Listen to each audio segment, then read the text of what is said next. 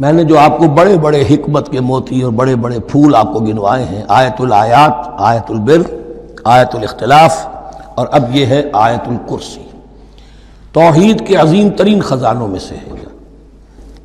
ہی سیدۃ آیات القرآن، حضور نے فرمایا یہ تمام آیات قرآنی کی سردار ہے۔ جس طریقے سے آیہ بر اور سورۃ العصر میں ایک نسبت ہے کہ ہدایت اور نجات کی شرائط ساری کی ساری ایک چھوٹی سی صورت میں اللہ نے جمع کر دی، والعصر ان الانسان لفی خسر الا الذین آمنوا وعملوا الصالحات وتواصوا بالحق وتواصوا بالصبر، لیکن اس کی تفصیل ایک آیت میں آئی، وہ آیت البر ہے۔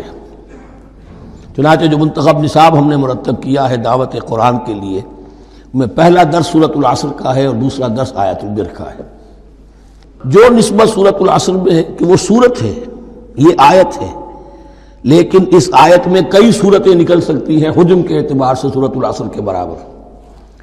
یہی نسبت ہے سورہ اخلاص میں، 4 آیتیں، توحید کا عظیم ترین خزانہ، اور یہ آیت الکرسی، یہ آیت ہے سورہ اخلاص، اس میں 4 بن جائیں گی حجم کے اعتبار سے، لیکن اسے حضور نے ثلث قرآن قرار دیا ہے۔ توحید کے موضوع پر جامع ترین سورۃ الاخلاص، لیکن توحید اور خاص طور پر توحید فی الصفات کے موضوع پر عظیم ترین آیت یہ آیت الکرسی ہے۔ اللہ لا الہ الا ہو، اللہ وہ معبود برحق ہے جس کے سوا کوئی الہ نہیں، بڑا کیٹیگوریکل۔ الحی القیوم، وہ زندہ ہے از خود اور باخود، اس کی زندگی مستعار نہیں ہے۔ وہ جو کہا ہے کہ مانگ کے لائے تھے 4 دن، 2 آرزو میں کٹ گئے 2 انتظار میں، عمر دراز مانگ کے لائے تھے، اللہ کی زندگی ہے اس کی از خود زندگی، کسی کی دی ہوئی نہیں، اور اس زندگی میں کوئی ضعف نہیں، کوئی کمزوری نہیں، کوئی احتیاج نہیں، آگے آ جائے گا، نہ اسے نیند آتی ہے نہ اونگ آتی ہے۔ قیوم، خود اپنی جگہ وہ زندہ جاوید ہستی ہے، اور باقی ہر شے کا وجود اس کے حکم سے قائم ہے، کوئی شے قائم نہیں ہے بغیر اس کے اذن کے۔ تو گویا کہ احد اور الصمد، اللہ اپنی جگہ احد، لیکن باقی پوری کائنات کے لیے صمد ہے، جو سورہ اخلاص میں 2 الفاظ آئے ہیں، قل هو اللہ احد اللہ الصمد، اللہ حی ہے اور قیوم ہے۔ لا تاخذہ سنۃ ولا نوم، اس پر غالب نہیں ہو سکتی نہ نیند نہ اونگ۔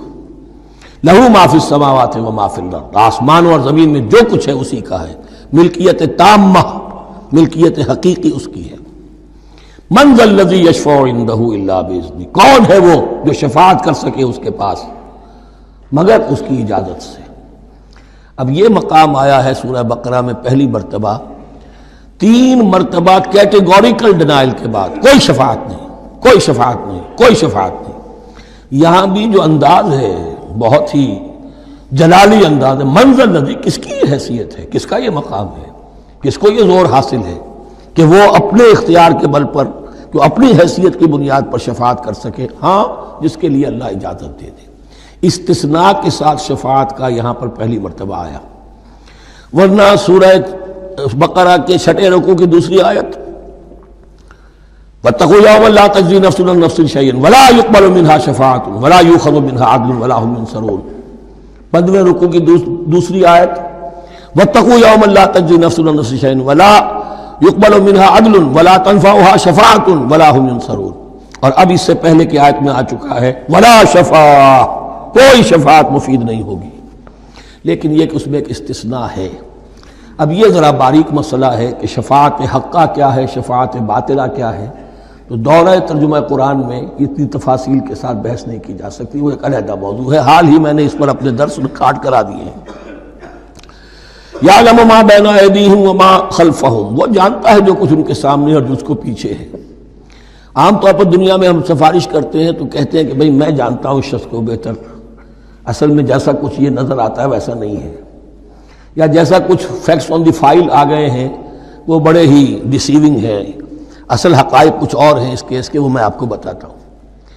یہ بات اللہ کے سامنے کون کہہ سکتا ہے، جبکہ اللہ تو جانتا ہے جو کچھ ان کے سامنے اور جو کچھ ان کے پیچھے ہے، اور ان کا حال یہ وَلَا يُحِيطُونَ بِشَيْءٍ مِّنْ عِلْمِهِ إِلَّا بِمَا شَاءَ، اور وہ احاطہ کر ہی نہیں سکتے اللہ کے علم سے کسی شے کا سوائے اس کے جو اللہ چاہے۔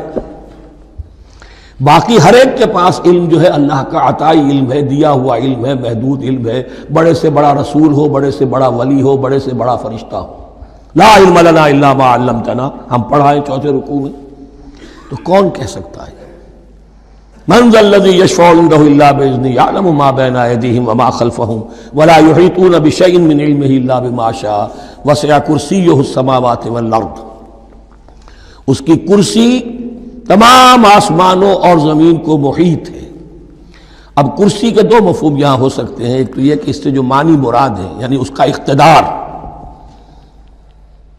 اس کی قدرت، اس کا جبر، اس کا اختیار، یہ اتھارٹی پوری کائنات کو۔ ایک یہ بھی ہو سکتا ہے کہ اللہ تعالیٰ کے لیے ہم نہیں جان سکتے، یہ آیات متشابہات میں سے ہیں کہ کوئی شے بھی ہو واقعتاً جس کو ہم اسے کرسی کہہ سکیں۔ عرش، کرسی، ان سب کے بارے میں یہ دونوں باتیں ذہن میں رکھیے۔ یہ بھی ہو سکتا ہے کہ ان کی کوئی مجسم حقیقت ہو جو ہمارے ذہن سے، ہمارے تخیل سے ماورا ہے، اور یہ بھی ہو سکتا ہے اس سے استعارہ مراد ہو۔ اس کا اقتدار و اختیار آسمانوں اور زمین پر چھایا ہوا ہے۔